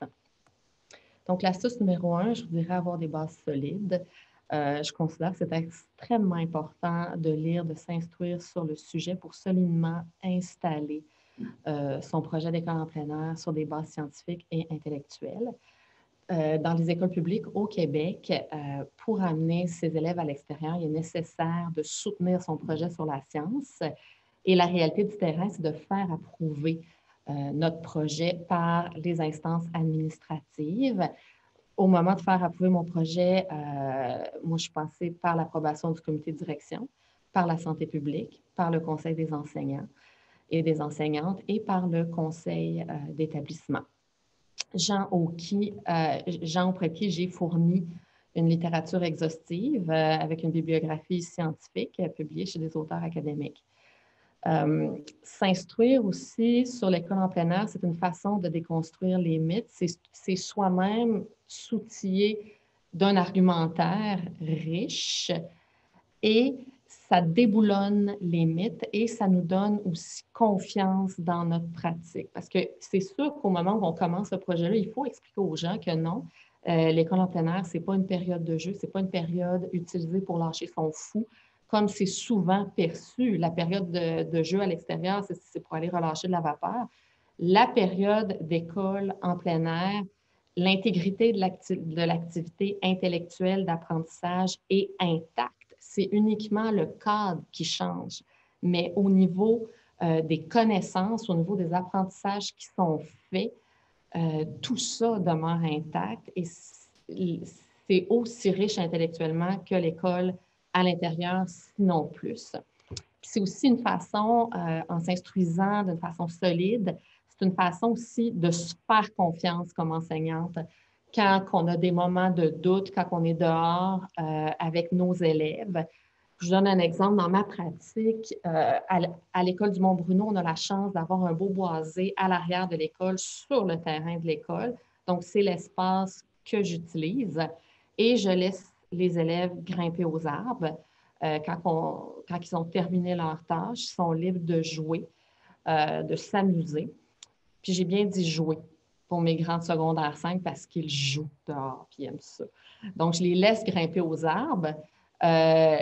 Et là, quand je me tombe, si j'ai un haut cœur, je me dis, ah non, c'est haut, j'ai peur, il va tomber. Non, je m'arrête tout de suite. Je reviens à mes connaissances. Et l'école en plein air, surtout l'école scandinave, ce qu'elle dit, c'est oui, grimpe. Tu as un corps de sapiens, il est fait pour grimper aux arbres. Ton corps de chasseur-cueilleur, avec lequel tu as été bâti, il est fait pour grimper aux arbres. Il n'est pas fait pour être courbé devant un ordinateur sans oxygène, sans lumière. Donc, au lieu de transmettre la peur à l'élève, mon rôle d'enseignante, c'est de lui transmettre la confiance dans ses compétences en tant qu'individu. Donc, jamais je vais dire à un élève, non, va pas trop haut, fais attention. Juste cette face-là, jamais. Au contraire, fais-toi confiance. Prends le temps d'évaluer ton environnement, tu es capable. Et on n'a jamais eu d'incidents fâcheux. Et c'est comme ça que l'adolescent construit beaucoup sa confiance au travers de des expériences significatives dans l'accomplissement de diverses choses, dans la réalisation. L'adolescent bâtit sa confiance, mais aussi il bâtit sa confiance dans les yeux de l'adulte en position d'autorité, l'enseignant, l'entraîneur, le parent. Et ça, c'est Jane William Sigfridson, dont j'ai mis l'ouvrage juste ici en bas. J'ai mis 2 auteurs que je trouve particulièrement intéressants, si ça vous intéresse. C'est bon de se rappeler ça. Ça donne confiance, c'est sécurisant et c'est le gros bon sens aussi. Donc, c'est une astuce que je recommande fortement. Deuxièmement, être minimaliste. C'est une nécessité. Il y a une absence d'infrastructure pour les classes en extérieur au Québec, au secondaire. Donc, l'enseignant, les élèves, on est obligé d'amener notre matériel dehors. Et j'aime m'en tenir au strict minimum pour diminuer la gestion. Donc, ça simplifie l'organisation des élèves parce que ça reste des adolescents qui n'ont pas les capacités organisationnelles de l'adulte, donc ils ne sont pas capables de se retrouver avec énormément de choses. Je me limite à un document de travail, un crayon, un tapis de sol pendant la saison froide. C'est tout. Donc, puis ils sont libres, évidemment, de s'amener leur chaise de camping s'ils le veulent, de s'amener une couverture de camping. Ça, c'est correct aussi. Mais ils sont libres de le faire, mais je ne l'impose pas du tout. Si on a du matériel supplémentaire, comme parfois j'ai besoin d'un tableau blanc portatif que j'ai envie d'amener, je vais tout simplement amener ça par les élèves, ils sont contents. Puis aussi, quand la routine s'installe, chaque élève a ses responsabilités, chacun sait ce qu'il doit amener s'il a besoin d'amener quoi que ce soit. Donc, ça se fait très bien, ça s'intègre vraiment facilement dans la routine. Ça encourage aussi à être minimaliste et encourager l'usage des matériaux de proximité. Le tronc d'arbre, la roche, chacun utilise ce qu'il veut pour s'asseoir, pour travailler, pour jouer. Il y a aussi je voulais toucher à la planification de l'avant, pendant, après. En anglais, comme dans beaucoup d'autres matières, la leçon se structure pre, while, post, avant, pendant, après. Et ça, il faut l'adapter à notre réalité de terrain puis à la réalité de nos élèves. Nous, vu que c'est un boisé et chacun est libre d'aller dans sa direction, j'ai tendance à faire le avant en classe. Donc, c'est la partie de la leçon où on va outiller l'élève avec le vocabulaire clé, avec l'objectif de la leçon, où on va faire un brainstorm ensemble, on va faire un quiz, on va faire toutes sortes de choses, parfois aussi une petite capsule grammaticale. Ça, je vais avoir tendance à le faire dans la classe pour utiliser le mobilier. Et ensuite, le pendant, que ce soit une interaction orale, que ce soit la lecture d'un texte, puis ensuite répondre à des questions, ça, je vais le faire dehors. Ensuite, l'après, qui est un retour sur la leçon, la correction en grand groupe, la conversation sur l'atelier. Si on n'a pas eu le temps, parce qu'il faut rajouter nos déplacements dans nos 75 minutes de leçon. Donc, si on n'a pas le temps, c'est pas grave, je ne me stresse pas avec ça. Je le fais au début de la leçon suivante, tout simplement, du cours d'après. Si mon flair m'inquiète que mes élèves n'ont pas assez travaillé, je vais le donner à finir en devoir pour être sûr que ce soit fait, ou je vais informer les élèves que je vais ramasser le document de travail après la leçon en extérieur. Ça peut donner un cue, mais c'est vraiment pas... allez-y au flair avec ça. Allez-y avec votre flair de prof. Pour ce qui est des outils technologiques, des mesures d'aide, surtout en français et en anglais, on est deux matières où le recours aux outils technologiques est très utilisé pour nos élèves qui sont dyslexiques, dysorthographiques, qui ont toutes sortes de problématiques. À cet égard-là, quand on va en leçon en extérieur, moi, je privilégie la voix humaine. Souvent, les élèves vont se pairer entre eux avant de sortir à l'extérieur. Je vais demander s'il y a des élèves qui sont volontaires pour faire la lecture du texte et des questions à voix haute à un père dans la classe qui a besoin de cette aide-là. Et ça se fait habituellement très bien. Et l'avantage que ça fait, que ça provoque en classe, à l'extérieur, c'est que le lecteur est valorisé, donc motivé. L'auditeur est captivé, donc motivé aussi. Donc, on crée un cercle vertueux où l'être humain s'entraide puis arrive à produire un résultat intéressant où on n'a plus la voix robotique du logiciel de reconnaissance vocale qui aurait été utilisé normalement en classe. Et les élèves apprécient beaucoup ça. Et souvent, ça reste les mêmes équipes de lecteurs, auditeurs. Les élèves n'ont pas brisé ça parce que après avoir essayé quelques équipes, ils ont trouvé la personne avec qui ça fitait bien. Puis ça crée une belle complicité entre les élèves et ça crée des apprentissages significatifs pour eux. Aussi, le jeu libre à l'extérieur, puis l'importance du jeu chez les enfants puis chez les adolescents aussi. Souvent, chez les adolescents, on ne le mentionne pas, mais c'est excessivement important. Et quelque chose que j'aime, c'est les laisser jouer librement dans le boisé, utiliser les matériaux de proximité. Parce qu'un coup que l'atelier est fait, il peut rester quelque temps à la leçon. Et je veux laisser ce temps-là pour les équipes qui n'ont pas terminé de terminer. Donc, je ne veux pas ramener tout le monde en grand groupe tout de suite. Et si on était à l'intérieur, à ce moment-là, je leur ferai sortir leur duotang d'enrichissement pour éviter à avoir de la gestion cellulaire à faire. Mais quand on est à l'extérieur, je laisse le jeu libre en extérieur et ils jouent. C'est des grands, ça, que vous voyez justement dans mes photos, qui bâtissaient une cabane avec les matériaux du moment, une couronne avec le pissenlit du moment.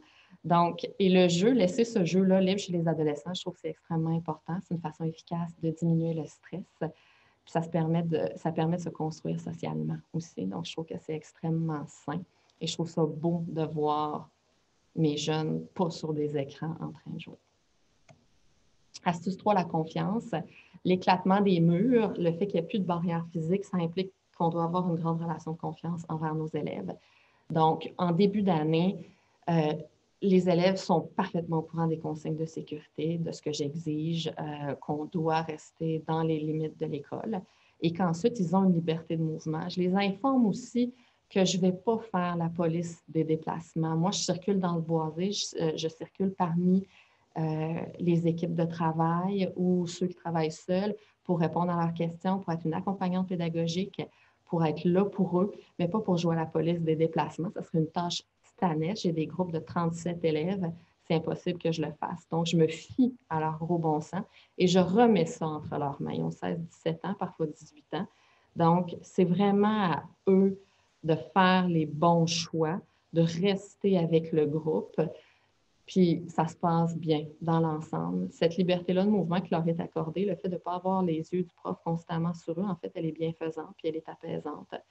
Quand je circule, j'aime voir mes élèves quand ils ne me voient pas. Puis là, je les vois installés sur une branche basse, sur un tronc à côté, plongés dans leur lecture, qui se sont fait une bulle à l'abri justement de l'anxiété, dans le calme du boisé. C'est tellement sain, c'est tellement beau à voir avec les joues qui deviennent rouges. Là, j'aime ça. Ça fait du bien. Puis, avec ça, avec cette dynamique-là de confiance, la routine se place doucement, les bonnes habitudes s'installent. Les élèves, ils respectent les consignes, sont fiers de la confiance que je leur accorde. Ils ont leur sel, ils ont l'heure, ils connaissent l'heure à laquelle on doit se retrouver au point de rencontre. Puis ils reviennent. Les récalcitrants, c'est vraiment une minorité. Dans ces cas-là, j'applique tout simplement le code de vie de l'école. C'est un départ actif au dossier de l'élève, c'est tout. C'est pas nécessairement l'extérieur qui cause ça. Les enseignants secondaire 5 s'il y en a parmi nous, vont très bien comprendre qu'un élève de secondaire 5 qui veut s'en aller de son cours n'hésitera pas entre deux périodes à se lever puis à tout simplement s'en aller. Donc, c'est vraiment une minorité et c'est vraiment beau. C'est vraiment beau à voir. Puis cette relation-là de confiance entraîne une augmentation de l'estime de soi chez nos élèves. Puis ça vient augmenter la motivation des élèves. Puis on lutte tellement fort contre le décrochage scolaire. Donc, je sais que je le vois dans mes élèves, ils me le disent, que ça a un impact à rester à l'école en plein air. Donc, je trouve que c'est vraiment, vraiment positif. L'habillement avec les secondaires 5. Donc, ça, c'est une réalité du terrain qui est absolument inhérente. J'ai été élevée dans une famille où il n'y avait pas de mauvaise météo, il y avait juste des vêtements mal adaptés. Puis quand on est super bien habillé, toutes les météos sont amusantes. Tout est amusant. À la maison, avec mon mari, c'est les valeurs qu'on transmet à nos enfants et c'est les valeurs que j'essaie de transmettre à mes élèves. On n'a pas besoin de vêtements de plein air sophistiqués. L'important, c'est d'être habillé selon la météo. Donc, comment ça se passe? Moi, j'envoie toujours un courriel à l'avance avec les dates auxquelles on va sortir. L'hiver, je surligne en jaune, je souligne 2 fois pantalon de neige, manteau, faux col, gants, tucs, tout le gros kit. Les parents le savent pertinemment, mais on a des jeunes, c'est un combat pour les parents, c'est un combat pour les profs, c'est un combat pour les surveillants d'élèves de les faire s'habiller. La plupart des jeunes sont très bien habillés quand ils arrivent, mais on a des jeunes qui refusent de porter les vêtements d'extérieur l'hiver. C'est vraiment, à part la coquetterie, ça reste un grand mystère. Donc, on a droit aux jeans bien coupés en haut de la cheville, la petite espadrille, l'absence de chaussettes à moins 20. J'ai eu droit à ça. Mais la bonne chose, c'est que je n'y ai pas eu droit longtemps. Parce que ce que j'ai fait, j'ai laissé la nature enseigner l'impact des éléments. Donc, j'ai amené des élèves dans le banc de neige en pas de chaussettes avec le petit jeans coupé à -15. Puis sur le coup, oui, ça me faisait quelque chose. Je suis une mère, je suis une enseignante, je m'occupe de ces jeunes-là. Puis, leurs parents, tu sais, je voyais la discussion le matin avec leurs parents. Tu as ton école en plein air, habille-toi, mets tes vêtements. Non, non, non, non, non, ça va être correct. L'ostinage. Ils ont eu froid, ils ont été trempés quand ça a dégelé rendu dans le cours. J'ai vu des chevilles mauves, mais ils ont survécu, ils ne sont pas tombés malades, mais ils ont eu tellement froid que le cours suivant, ils étaient super bien habillés. Donc, les bottes sont apparues, la tuque, le cache-cou, tout le gros kit. Les parents j'ai des parents qui m'ont écrit pour me remercier d'avoir réussi à faire s'habiller leurs enfants. Donc, ça, c'est le fun. On a aussi une réalité, parfois, on a des familles qui ont aussi peu de moyens ou qui n'ont pas nécessairement l'intérêt d'aller acheter des vêtements d'hiver à leurs enfants. Donc, par exemple, j'ai des élèves qui m'ont dit, bien, ni moi ni mes parents, on pratique aucun sport d'hiver, j'ai seulement mon manteau pour embarquer et débarquer de la voiture. Donc, ça, ou carrément des élèves qui m'ont dit, bon, on n'a pas les moyens, point final.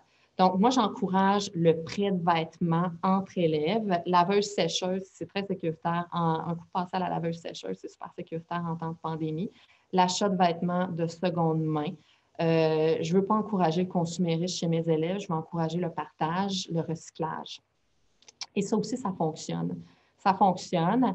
Puis je trouve ça intéressant parce que justement, ça amène nos élèves vers des valeurs plus de partage, ça les éloigne du paraître. Je trouve ça vraiment bien. Donc, les vêtements bien adaptés, je dirais c'est la majorité du temps, mais parfois, il y a des imprévus. Puis, je dirais laisser la nature enseigner ça, cet impact-là. Donc, l'école en plein air, c'est quelque chose de réalisable en tout lieu, en toute matière. C'est possible. Il s'agit de l'adapter. Chaque moment passé à l'extérieur, c'est bénéfique, même si l'environnement extérieur ne correspond pas à notre idéal. Nous, le boisé, c'est un beau boisé, mais il y a besoin d'entretien. Ce n'est pas nécessairement bucolique. On retrouve des vieilles bouteilles de bière, on retrouve des déchets, on retrouve tout ça. Parfois, on fait des corvées de nettoyage. C'est tout le temps les mêmes élèves qui veulent participer aux corvées de nettoyage. Ça aussi, c'est une réalité. Donc, même si votre école c'est une cour, le terrain, c'est une cour bétonnée, allez dehors quand même, parce qu'au moins, vous avez la lumière naturelle, au moins, vous avez de l'air. Avec peut-être un peu de diesel, mais au moins, vous avez l'air, puis la lumière. Puis ça, je trouve que c'est déjà positif. Puis c'est l'exercice de faire tomber les murs qui fait énormément de bien.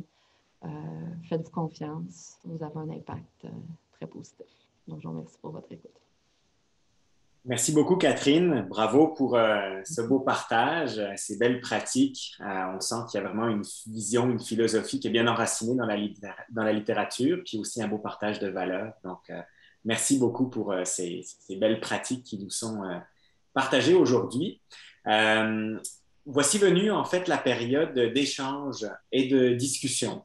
Je commencerai tout simplement par me tourner vers Leïla, qui a peut-être compilé quelques questions depuis le début, en fait, de ce webinaire.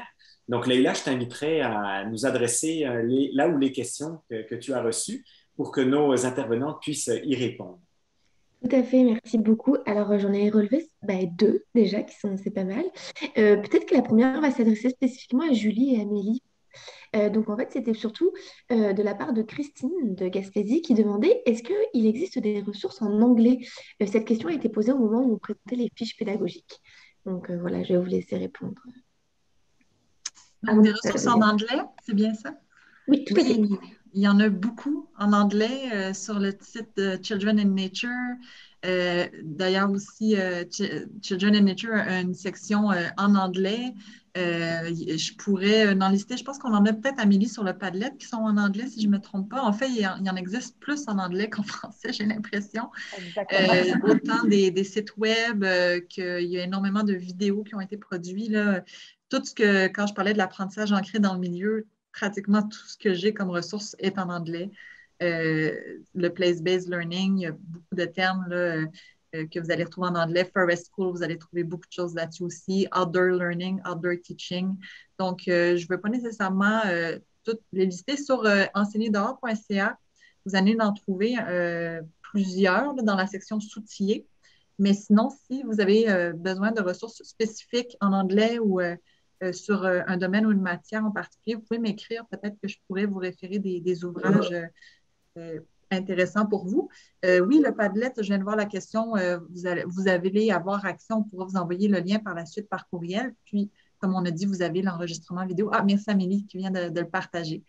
Donc, si jamais aussi, comme on a dit, vous avez des ressources en anglais là, qui vous viennent en tête, vous pouvez les partager ici. Autrement, sur Enseigner dehors, sur le Padlet, vous en avez déjà beaucoup qui sont recensés. Excellent. Merci, mesdames. Deuxième question, Leïla? Oui, alors cette deuxième question, elle s'adressait surtout à Catherine Boulet. C'était au moment où vous aviez expliqué donc les trucs et astuces. Et j'ai Marika Perrault qui demandait est-ce que les jeunes laissent les téléphones dans leur casier? Non, les jeunes amènent leur téléphone avec eux. Euh, la- à l'école, dans l'établissement où j'enseigne, on n'a pas de consigne que les élèves sont obligés de le laisser dans leur casier. Donc, ils l'amènent avec eux. Et du fait de l'enseignement en ligne, la majorité d'entre eux, en fait, presque tous ont l'application Teams sur leur téléphone.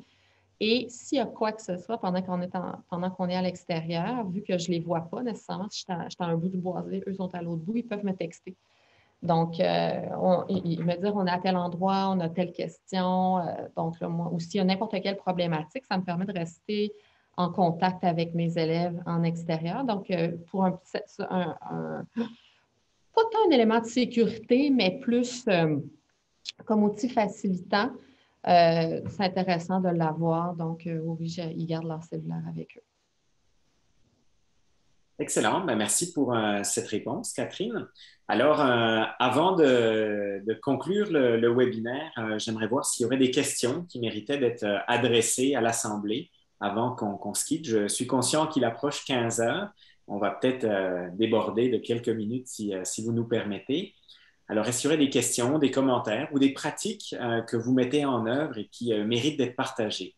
Je vois Madame Romano Toramagnan. Alors, moi, je voulais juste savoir quelle possibilité vous avez de pouvoir vous adresser directement, donner des ateliers qui s'adressent aux enseignants. Qu'est-ce que vous avez prévu pour donner pour les encourager justement à ce projet? parfait. Merci beaucoup pour cette question. Je vais inviter Julie à prendre la parole sur cet aspect. Oui, merci Jacqueline pour la question. Donc, c'est sûr qu'avec le contexte de pandémie, ça a été un peu plus difficile cette année puis l'an passé là, de prévoir ce volet-là. Nous, pour la Fondation Monique Fitzbach, on se déplace dans les écoles de la région de Québec parce que c'est ici qu'on est basé. Il y a les unités de loisirs et sports qui sont présentes dans toutes les régions qui sont en train de développer des volets accompagnement et formation à cause du gros projet national École en plein air là, pour lequel ils sont subventionnés. Toutes les régions sont en train de travailler sur un volet de ce niveau-là, là, au niveau de la formation. Nous, pour la Fondation, on va collaborer principalement, en tout cas, pour le volet terrain avec Capital National Chaudière-Appalaches, mais on collabore aussi à distance à aider d'autres unités à préparer les communautés de pratique, les formations, comme le Loisirs et Sport de Côte-Nord, avec qui on va peut-être prêter un petit coup de main pour démarrer ces volets-là. Donc, c'est des choses qui sont en train d'être mises en place. Il y a des régions qui ont déjà ce volet-là. À Montréal, il y a déjà une communauté de pratique. Lanaudière, Laurentide aussi, il y a déjà des choses mises en place. Québec aussi a déjà sa communauté de pratique. Donc là, ça va être de voir selon la situation. Est-ce que ça va être des ateliers en ligne, en personne? C'est en train d'être discuté. Je pensais aussi au mouvement ACT, s'ils ont encore des sessions nationales, de pouvoir vous adresser à ce moment-là à toute la province. Absolument. Donc, quand on a des invitations comme ça, c'est certain que ça nous permet d'aller rejoindre soit des écoles de plusieurs régions ou de différents niveaux. On a participé aussi à des congrès, que ce soit pour congrès des sciences et technologies ou congrès pour les enseignants du préscolaire. Donc, tout à fait, on essaye de ratisser le plus possible large pour combler tous les besoins. Mais au niveau de terrain, il y a quand même aussi des choses qui se mettent en place au niveau des centres de services qui développent aussi du matériel, qui, je pense, développent de plus en plus ce côté-là, ces offres de formation, d'ateliers. Mon ex-collègue José Nadeau, là, qui est à Beauce-Chemin, là, qui est en train cette année d'accompagner des écoles, donc en personne, une enseignante qui a l'expérience que le centre de service est allé raccrocher pour qu'elle devienne une formatrice. C'est des initiatives qu'on va voir de plus en plus cette année et l'année prochaine. Merci Julie pour ce complément. Voyons les quelques messages dans le clavardage. J'inviterai les personnes qui sont sur le point de nous quitter à ne surtout pas oublier de cliquer sur le lien SurveyMonkey que Leïla a inséré dans le clavardage. Vous allez pouvoir indiquer vos coordonnées et vous allez également pouvoir participer au tirage qui est prévu. Et de la sorte, on va pouvoir aussi vous envoyer tout le matériel qui a été produit dans le cadre de ce projet. Donc, c'est la chose à ne pas oublier avant de nous quitter. Donc, allez vite compléter le tout et on vous fera parvenir toute l'information et tout le matériel. Pour ceux qui restent encore avec nous, donc n'hésitez pas si vous voulez nous partager d'autres questions, d'autres commentaires ou peut-être même des expériences que vous avez vécues dans votre propre classe, dans votre propre école. La tribune est là.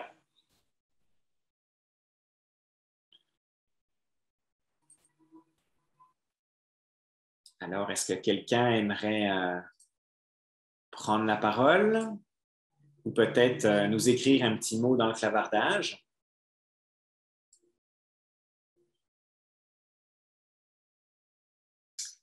Alors, d'ici que certaines idées peut-être viennent, je me permets quand même d'emblée, en fait, et surtout avant de conclure le webinaire, de remercier toutes les personnes qui ont pris part au développement de ce projet. Comme je l'ai mentionné en introduction, on a vraiment des personnes, des experts qui ont vraiment pris part à la recherche en la matière, au développement des fiches, au test même des fiches. Donc, tout le comité expert, Amélie, Julie, Leïla, Marie-Ève, ainsi de suite, ont vraiment travaillé fort pour vous présenter ces beaux livrables. Merci également aux partenaires de ce projet. Je pense notamment à Loisirs Sport Montérégie, mais aussi au ministère de l'Éducation du Québec qui, sans ces ressources-là, ne nous permettraient pas de développer ce beau matériel qui va ultimement être mis en œuvre, testé et opérationnalisé sur le terrain. Et finalement, merci à vous. Et c'est sûr, c'est certain, sans vous, en fait, ce projet s'adresse à vous. Donc, vous êtes un peu ces acteurs qui vont avoir un effet multiplicateur dans la démarche. C'est vous qui allez faire rayonner la démarche, l'enseignement en plein air, les fiches, les outils, qui allez peut-être même nous faire des propositions de nouvelles activités. Donc, comme je le disais à un moment donné, c'est une communauté de pratique, c'est de l'amélioration continue, c'est un processus de changement dans la manière d'enseigner au Québec. Et je vous invite à continuer à innover, à tester, à vous inspirer et à nous inspirer parce qu'on en a besoin. Alors, je me retourne à nouveau vers vous. Est-ce qu'il y aurait donc d'autres propositions, des questions? Oui, je vois Madame Deschênes. Ah, vous me faites plaisir, Madame Deschênes. Oui, bonjour. Je suis tellement vraiment renversée dans le sens positif du terme d'avoir assisté à votre webinaire cet après-midi. Le témoignage de Mme Boulay, j'ai trouvé vraiment extraordinaire aussi. Moi, je suis accompagnatrice école en santé. Je suis en Gaspésie aussi. Et on est quand même une nouvelle équipe d'accompagnatrices et on couvre un très grand territoire. On travaille par MRC. Et on a souvent le questionnement et le défi d'allumer cette flamme-là chez les enseignants aussi, auprès des intervenants dans les écoles et les directions pour susciter des collaborations avec nous parce que nous, on est du réseau de la santé et on travaille avec le portail équipe, toute la philosophie au niveau de la réussite scolaire, mais aussi en mettant en soulignant l'importance des saines habitudes de vie. Et on travaille entre autres beaucoup pour accompagner les écoles au niveau des cours d'école. Et comme je vous dis, je suis vraiment là ravie par cette présentation-là et je suis contente, puis vous allez me le confirmer, qu'on puisse vraiment l'utiliser parce que si nous, on pouvait faire en sorte d'allumer cette étincelle-là chez un ou deux intervenants dans chaque école, comme vous avez allumé cette étincelle, voyons, je recommence, étincelle-là chez moi cet après-midi. Je trouverais ça tout à fait merveilleux. Donc, c'est ça, j'attends votre autorisation pour dire oui, il n'y a pas de problème. Vous pourrez aller chercher le lien, puis vous pourrez montrer cette présentation-là at large, et je pense que ça serait très bénéfique. Alors, je vous confirme le tout, Madame Deschênes. Effectivement, tout le matériel est rendu accessible et déjà même en ligne, sauf la présentation d'aujourd'hui, mais toutes les fiches sont déjà en ligne sur le site Enseigner dehors. Les 8 fiches qui vous ont été présentées sommairement, on vous invite à récupérer ce matériel, à le partager, à vous l'approprier, à le diffuser dans vos réseaux, assurément. Ça n'a peut-être pas été mentionné, mais je tiens à souligner le fait aussi qu'il y a un gabarit vierge de fiches qui a été créé. Et ce gabarit vous permet, sur la base des activités qui sont déjà proposées, peut-être d'amener des variantes ou de même vous-même développer votre propre activité dans la matière que vous enseignez. Ce qui fait qu'on imprime le document et on est capable, sur les objectifs pédagogiques, les compétences ciblées et le groupe auquel on s'adresse, de pouvoir soi-même développer sa propre activité. Peut-être qu'à terme, un jour, il pourrait y avoir même une banque nationale de fiches d'activités proposées où chacun pourrait alimenter ce portefeuille ou ce portfolio de fiches. Mais là, vous comprenez bien que c'est d'autres moyens, d'autres sources, mais on est confiant que déjà dans vos milieux, s'il y a ces petites étincelles, ces petits acteurs de changement qui peuvent approprier le tout, inspirer leurs collègues, inspirer les jeunes, c'est déjà des grands pas en avant. Merci beaucoup encore pour cette belle activité. Merci. Oui, retour à Jacqueline. Oui. Est-ce que vous aurez un espace où les profs qui vont expérimenter ça pourraient alimenter et dire comment ils l'ont vécu, comment ça a été, qu'est-ce qu'ils ont fait? Ben, ça peut en inspirer d'autres. Oui, bien sûr. Donc, de deux choses. Au niveau du développement pédagogique, la banque d'activités sur enseignerdehors.ca, elle est collaborative. Donc, s'il y a des activités qui ont été testées, qui ont bien fonctionné, que vous souhaitez partager, vous pouvez soumettre une activité. Quand vous cliquez sur le menu, il y a le bouton « Soumettre une activité ». Donc, de là, il y a ce partage-là qui peut être fait. Et le besoin dont vous avez parlé, là, de ce réseautage-là, cette entraide-là, c'est vraiment les communautés de pratique qui sont en train d'être développées, qui visent précisément ces objectifs-là. Donc, comme j'ai dit, c'est dans le cadre du projet national des unités de loisirs et sports de développer ce volet-là d'accompagnement de formation par notamment les communautés de pratique. Donc, il faut vraiment communiquer selon votre région avec votre unité de loisirs et sports pour voir est-ce qu'elle est déjà en place, est-ce qu'elle est en train de se mettre en place. C'est pour ça qu'on l'a mis dans les trucs et astuces vraiment important de signifier votre intérêt auprès de votre unité de loisirs et sports régionale parce qu'il y a beaucoup de choses qui sont en train d'être développées actuellement. Merci, Julie. Merci pour votre question, Jacqueline. Alors, écoutez, je vous tiens en mon nom, au nom de l'Escabeau, et je me permets, au nom de la Fondation Monique Fitzbach également et d'Assoiffé de Nature, de vous remercier sincèrement pour votre participation, pour votre grand intérêt à l'égard de l'enseignement en plein air. Je vous souhaite une belle rentrée à toutes et à tous et surtout de changer les pratiques, une marche à la fois, si je peux le dire ainsi, dans les prochaines semaines, dans les prochains mois et dans les prochaines années. Alors, au plaisir de prendre de vos nouvelles et bonne continuation dans vos écoles respectives.